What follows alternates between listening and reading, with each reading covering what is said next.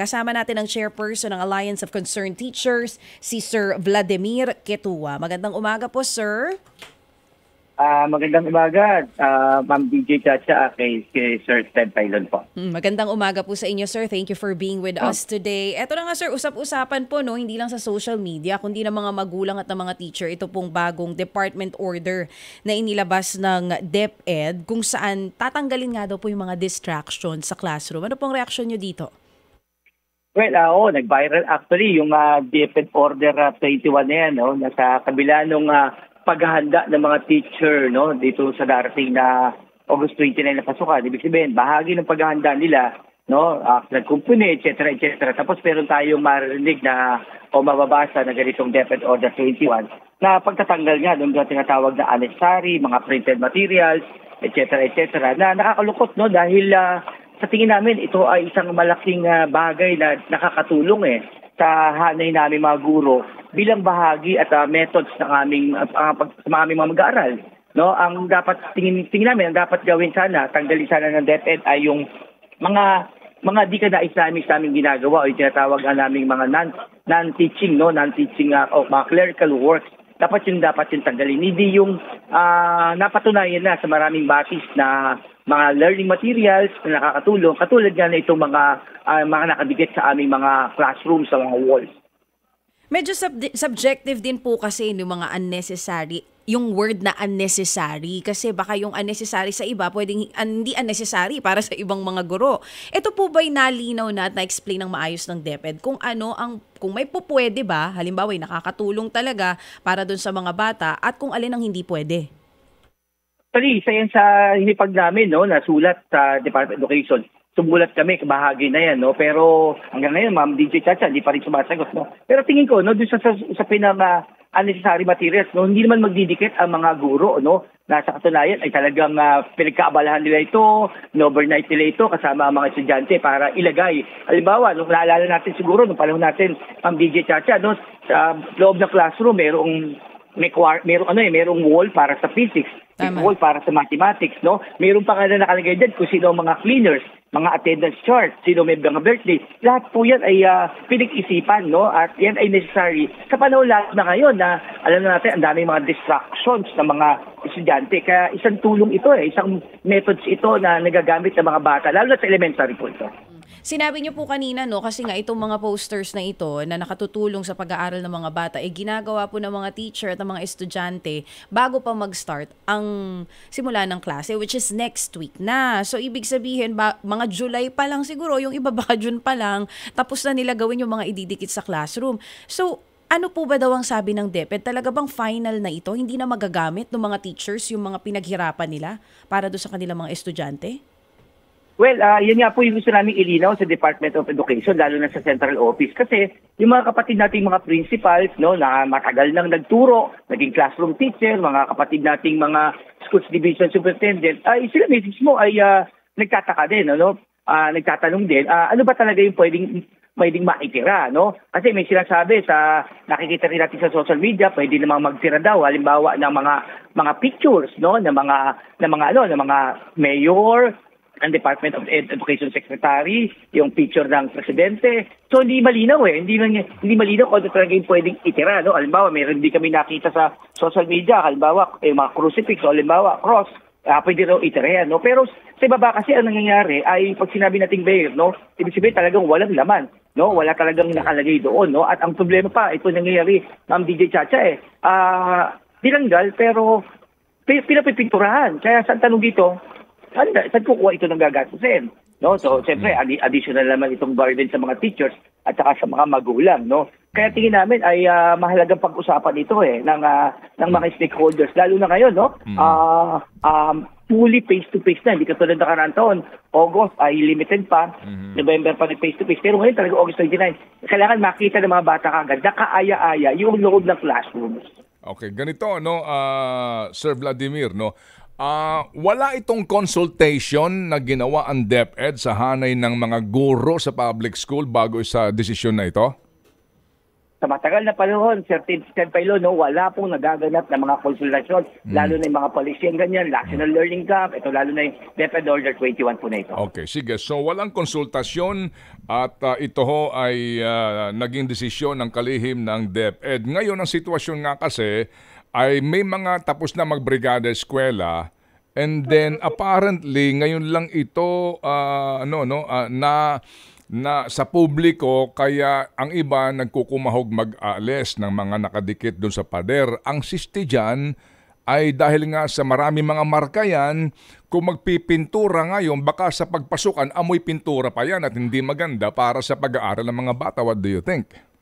Well, tama yan, Sir Ted, tama yung mga binabanggit yun. Napakahusay na pagtingin mo dyan, no? Yan nga yung pinoproblema sa baba, no? Maliban sa gastusin, totoo yan, talagang pag tinanggal talaga, makikita na nga bakat-bakat, no? Kaya sana ay, kung may plano talaga ang DepEd sa galong mga bagay-bagay, sana mabigyan muna ng pagkakataon na magkaroon ng konsultasyon. Huwag muna sanang gawin kung yan talaga ang plano ng DepEd. Ipakita rin sana yung rason ng mga stakeholders, lalo na yung mga teachers, kasi nasa matagal na panahon ay nagagamit itong mga visual. So, sana mag-isip-isip sana yung DepEd sa ganitong mga palisiya na tingin namin ay hindi popular sa hanay namin.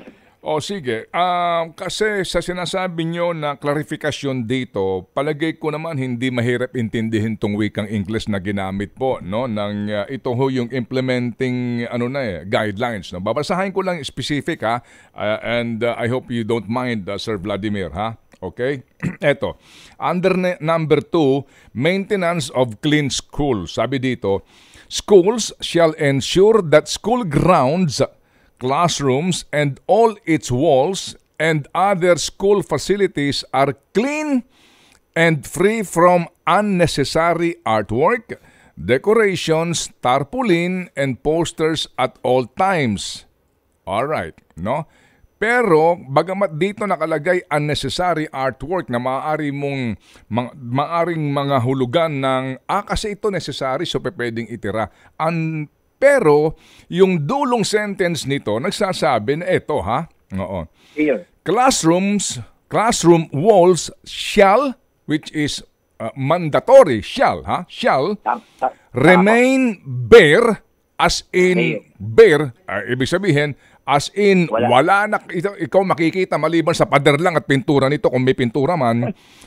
And devoid of posters. As in, wala kahit na isang anuman nakadikit dyan. Decorations or other posted materials. So dito, yung una, unnecessary artwork, etc. Pero dito sa pinakadulo niya, sinasabi, shall remain bare and devoid of posters, decorations, or other posted materials. Ibig sabihin, as in classroom, blackboard, upuan, at lahat daw po ng mga nakatambak dyan wala, maliban doon sa gamit ng teacher. Ganon dapat ang itsura nito. Tama ba ito? Ang pagkakaintindi natin?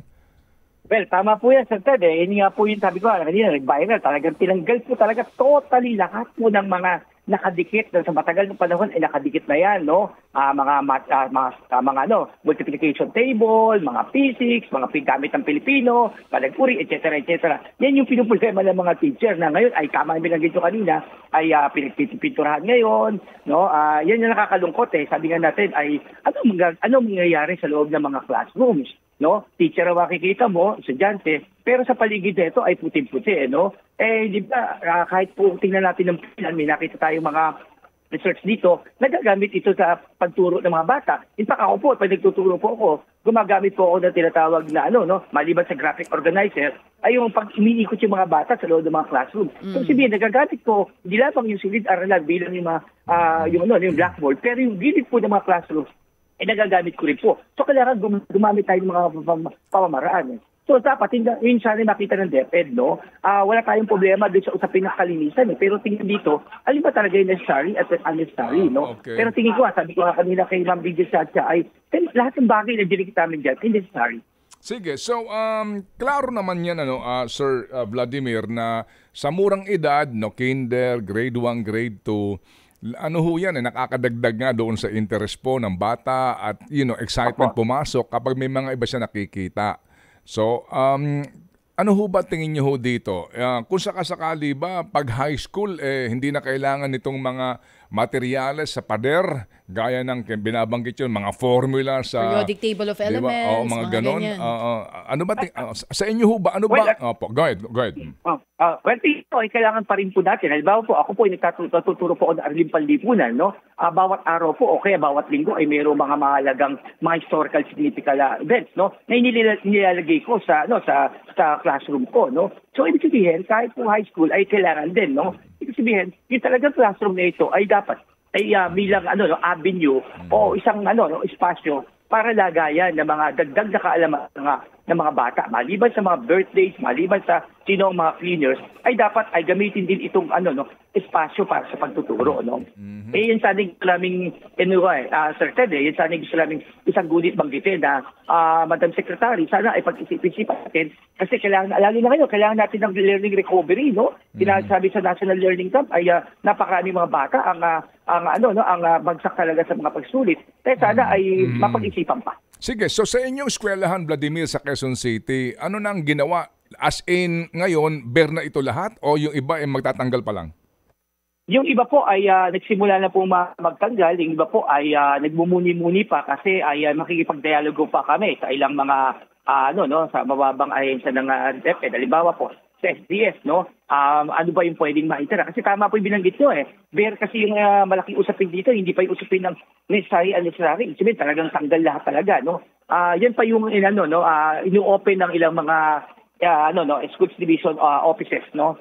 Na mabuti nga, may ganyan kami pakikipag-dialogo sa baba. Pero, siyempre, alam naman natin, ang mga kapatid nating mga schools division superintendent, mga principal, ay sumusunod lang sa itaas, no? Kaya sila mismo ay nalilito. Ang kailangan din ng isang malinaw na direktiba mula dito, no? Ito ay ayaran kasi yan, no? Yun yung hinihintay po rin po namin. Oh, sige. So, ako lang medyo na dito, no? Ako ay na guguluhan kung bakit itong ganito mga bagay kinakailangan pang pagdebatehan, di ba? Exactly. Alam niyo yun? Sabi nga namin, sir, actually gusto nga namin sana matanggal ay hindi yung mga ganito. Yung sabi ko nga kanina, nasa learning crisis tayo. Ang gawin sana ng DepEd, sinabi naman nila ito sa matatag, sana tanggalin yung mga bagay-bagay na halimbawa. Ako po, magtuturo po ako sa August 29, pero magbabantay po ako ng mga ganitong mga bata para sa feeding program. Yung iba po namin mga kako-teacher, ganito po. Sabi, tanggalin po yung mga tinatawag na hindi namin trabaho magturo, pero gagawin namin. Halimbawa, pagbabantay sa security guard o security, magbabantay sa co-op, mag-check. Marami kaming ginagawa na hindi dapat gawin. Yun sana tanggalin ng DepEd. Matagal na nilang sinabi ito Mag-hire sila ng education support personnel para tulong sana sa mga teacher na ginagawa namin na hindi naman pagtuturo. Yun sana tanggalin, Sir Ted. Ikaw ba mismo, meron kang hawak na classroom? Nagbrigada na ba kayo? Tapos na kayo? Tapos na po kami, Sir Ted, pero alam naman natin, may mga pa rin, no? Kahit tapos na isang linggong Brigada Eskwela, ay nagpapatuloy pa rin dito kasi may mga magulang po talaga na sa panahong ilang ito bakante, tuloy-tuloy po ito, Sir Ted. Okay, kasi nga ngayon lang ito pinag-uusapan, may mga ibang mga eskwelahan tapos na magbrigada babalik kaya sila para magtanggal? Yung nga ang aking iniisip dito. Kasi August 3 itong department order ang petsa, no? Tapos lumabas itong kanilang implementing guidelines nito August 3 din. So ito nga ang atin, yung bang aking apo na nag-aaral sa public school, na high school, babalik sila para magbrigada ulit para ayusin yung mga madudumi ngayon na mga tatanggalan ng kanilang kung ano nakalagay dun sa pader. Ito hindi namin maintindihan ngayon. Opo. Actually, Sir Ted, ang problema malaki ngayon namin nasasalubong sa August 29, maliban pa dyan sa pagkatanggal, no? Yung yung dami talaga ng estudyante, ng kulang na mga classrooms, no? Maliban pa sa dagdag na trabaho namin na mga clerical works, no? Yan talaga isang pinag-uusapan namin ngayon, no? Kaya sabi namin sige, tulong-tulungan na lang tayo, magbayad niyan talaga tayo, susad lang natin itong education. Okay. Wala namang question, no? Kapag sa sobrahan naman kasi ng palamuti yung classroom, distraction talaga, di ba? Oo. Ay, opo. Oo. Ano naman kami dyan? Halimbawa, ano pala po nung naalala nyo, nung Abril at Mayo, napakainit. Tinanggal talaga namin. Kami sa mismo nagtanggal ng mga kortina kasi para magkaroon ng proper ventilation. Yung mga ganun, practical talaga po yun, no? Pero itong tingin namin yung DepEd Order 21, parang hindi practical sa bahagi namin. O sige, so Cha, may Ito, ako, gusto ko okay. lang po malaman, Sir Vladimir, anong reaksyon ng mga magulang dito? Sa inyo na lang po, magulang ng mga estudyanteng hawak ninyo? Well, yun nga, katulad ng mga naririnig namin sa social media, kahit yung mga miyembro namin sa Alliance of College Teachers, ng mga elementary teachers, no? Tinatanong bakit, no? Ay samantalang sila po mismo ang nag-volunteer na mag-donate ng dito. Kasi tingin nila nakakatulong eh. Halimbawa po yung multiplication table, yun ang ginagamit ng mga magulang sa loob ng bahay. Tapos nakikita uli nila sa silid-aralan, no? Kaya nalulungkot sila dahil sabi nila, tama, mukhang pinapakita talaga sila yung, ito, reaction talaga ito ng isang magulang, no? Talagang pagpapatunay na ating Deputy Secretary and the Educator. Ano po masasabi niyo doon sa mga ilang nagsasabi sa social media at online na parang grabe naman ang DepEd, grabe naman po, VP Sara, may pagka-diktador naman ang datingan ninyo. Ibigay niyo na to sa aming mga teachers para kami ang mag-decide kung anong dapat makita ng aming mga estudyante kasi kami ang nasa ground. Oo, tama, Ma'am DJ. Actually, yan talaga nakikita rin namin, Ma'am DJ Chacha, no? Talagang sa yung alam mo yung top-down policy ang laging approach, no? Na hindi namin nakita ito eh. Sa matagal na panahon ng DepEd Secretary, kung naalala nyo, hindi ko na isa-isa, maraming DepEd Secretary, na totoo lang, kinakausap kami, yung lalo na yung mga major policy, kinakausap muna mga stakeholders. No, ito nakakalungkot dito, no. Humingi lamang ng mga comments pero hindi nagkakaroon ng mga democratic consultation. Yung reaction niyo po dun sa nauna kasi kasama din dito yung inalis na po yung sa Brigada Eskwela yung Best Implementing School Awards, Hall of Fame Awards. Kayo po ba sang-ayon dito?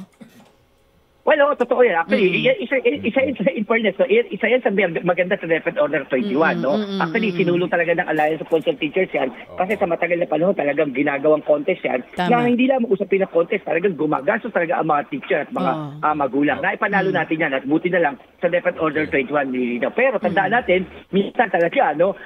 Kahit na hindi contest ito, pero pag tinin natin kasi yung DepEd Order 21, parang may sinasabi dyan na parang award eh, no? Pag inisa-isa natin, no? Kaya sa ground, hindi pa nasusulat sa DepEd Order 21, talagang pipilitin talaga ni teacher na kami ang nag-implement ng mahusay na brigada eskwela, no? Kaya yan yung binabantay namin sa aming itinatag na Offline Balik Eskwela Hotline. Okay, sige. Sa huling punto, Vladimir, ano kaya kung magkaroon dito ng parang isang standard na lang na ipatutupad sa paglalagay ng kung anong mga informasyon sa mga pader ng silid-aralan, may standard lang, no? Pwede itong mga ganito, ang hindi pwede itong ganito. What do you think? Para naman magkaroon tayo dito ng win-win situation and solution dito sa inyong ipinoprotesta nga na, kumbaga, summary, as in walang dapat na matira na ano man nakalagay dyan. Anong palagay nyo? Well, tama yan, no? Pero dapat dumaan ito sa tinatawag natin na consultation, no?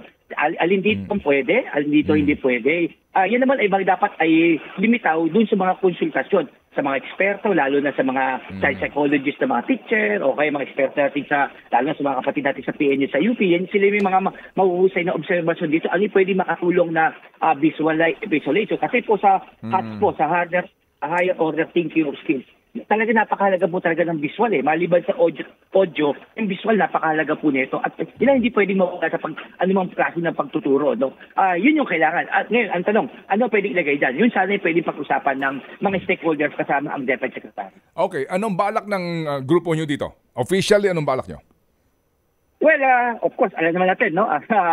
Hanggang konsultasyon lang naman tayo. Yun lang naman yung kailangan namin. So, lagi namin kakatukin at kakatukin pa rin ng DepEd. Hindi lamang sa social media, susulat ulit tayo kasi nakakalungkot natin, no? Pinamo natin ng DepEd Secretary, August 15, mag-usap tayo at lalo na lumabas itong DepEd Order 21, may panahon pa para mag-usap-usap pero hanggang ngayon. Kaya tingin namin, after August 29, isang linggo, i-assess namin, no? After a week, ay susulat ulit kami sa kanila. Hanggang ganun po yung pwede namin gawin. Mangangatok kami sa Department of Education, lalo na sa Central Office, lalo na kay DepEd Secretary. Okay. Sige, salamat po ng marami, Ginoong Vladimir Cueta. Salamat po at we will be keeping in touch sa isyong ito. Thank you. Opo. Thank you, Sir Ted. Ma'am DJ Chacha. Thank you po. Kabuhay po kayo. Chairperson po ng Alliance of Concerned Teachers. Ted Filon at DJ Chacha. Ngayon, nasa Radyo 5, 92.3 News FM. Monday to Friday, 6 to 10 a.m.